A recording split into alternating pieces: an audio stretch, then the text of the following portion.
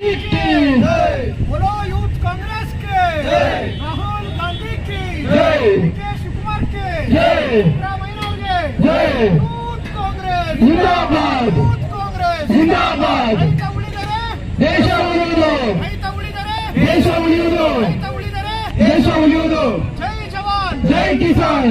ಎಲ್ಲರಿಗೂ ನಮಸ್ಕಾರ. ಇವತ್ತೇ ನಾವು ಕರ್ನಾಟಕ ಪ್ರದೇಶ ಯುವ ಕಾಂಗ್ರೆಸ್ ವತಿಯಿಂದ ಈ ಒಂದು ರೈತ ವಿರೋಧಿ ಕೇಂದ್ರ ಸರ್ಕಾರದ ವಿರುದ್ಧ ಒಂದು ಪ್ರತಿಭಟನೆಯನ್ನು ಹಮ್ಮಿಕೊಂಡಿದ್ದೀವಿ. ಇದರ ಉದ್ದೇಶ ಏನಪ್ಪಾ ಅಂತಂದ್ರೆ, ರೈತ ಬಂದು ದೇಶದ ಬೆನ್ನೆಲುಬು. ಆ ರೈತನಿಗೆ ನಮ್ಮ ಕೇಂದ್ರ ಸರ್ಕಾರದಿಂದ ಆಗ್ತಾ ಇರ್ತಕ್ಕಂತಹ ಒಂದು ಧೋರಣೆ ಏನಿರ್ಬೋದು, ಮತ್ತೆ ಟ್ಯಾಕ್ಸ್ ಏನಿರ್ಬೋದು, ಅದರ ವಿರುದ್ಧವಾಗಿ ಆರ್ಥಿಕವಾಗಿ ಅವ್ರು ಅನುಭವಿಸ್ತಕ್ಕಂಥ ತೊಂದರೆಗಳು, ರೈತರು ಏನೇನು ತೊಂದರೆಗಳು ಅನುಭವಿಸಿದ್ದಾರೆ ಅದರ ವಿರುದ್ಧವಾಗಿ ಯುವ ಕಾಂಗ್ರೆಸ್ ಇಡೀ ರಾಜ್ಯಾದ್ಯಂತ ಅಲ್ಲ, ಇಡೀ ದೇಶಾದ್ಯಂತ ನಾವು ಪ್ರತಿಭಟನೆಯನ್ನ, ಸತ್ಯಾಗ್ರಹ ಮೂಲಕ ಪ್ರತಿಭಟನೆಯನ್ನ ಹಮ್ಮಿಕೊಂಡಿದ್ದೀವಿ. ಅದೇ ರೀತಿ ಇವತ್ತು ಕರ್ನಾಟಕದಲ್ಲಿ ಈ ಭಾಗದಿಂದ ಸ್ಟಾರ್ಟ್ ಮಾಡಿದ್ದೀವಿ. ಇವತ್ತು 2 ಜಿಲ್ಲೆಗಳಾಗಿದೆ. ಇಡೀ ರಾಜ್ಯಾದ್ಯಂತ ನಾವು ಈ ಪ್ರತಿಭಟನೆಯನ್ನ, ಸತ್ಯಾಗ್ರಹದ ಪ್ರತಿಭಟನೆಯನ್ನ ಹಮ್ಮಿಕೊಂಡಿದ್ದೀವಿ. ಈ ಪ್ರತಿಭಟನೆಯನ್ನ ಮಾಡ್ತಿದ್ದೀವಿ. ಧನ್ಯವಾದಗಳು. ಮೂಲ ಉದ್ದೇಶ ಏನು ಮೇಡಮ್? ಕಿಸಾನ್ಗೆ ರೈತರು ಸ್ವತಂತ್ರ ಬಂದು ಇಷ್ಟು ವರ್ಷ ಆದ್ರೂ ಕೂಡ ಇನ್ನು ಬೆಂಬಲ ಬೆಲೆ ಸಿಕ್ಕಿಲ್ಲ.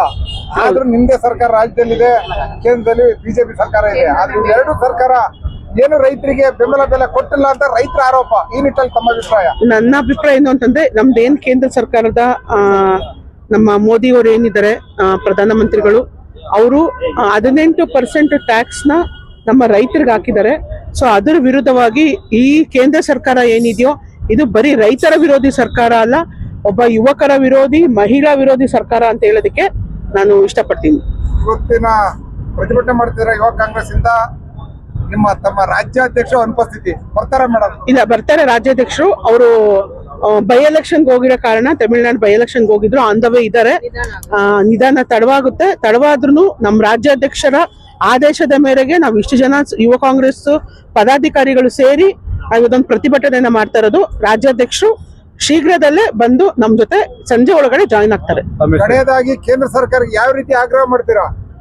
ದಯವಿಟ್ಟು ರೈತರು ಭುಗಿಲೇಳಿ ನಿಮ್ಮ ಸರ್ಕಾರದ ವಿರುದ್ಧ ಘೋಷಣೆ ಕೂಗೋದಕ್ಕೆ ಮುಂಚೆನೆ ದಯವಿಟ್ಟು ಅದೇನು 18% ಟ್ಯಾಕ್ಸ್ ನ ಹಾಕಿದೀರಾ, ದಯವಿಟ್ಟು ಅದನ್ನ ವಾಪಸ್ ತಗೊಳ್ಳಿ ಅಂತ ಕೇಳೋದಕ್ಕೆ ಇಷ್ಟಪಡ್ತೀನಿ.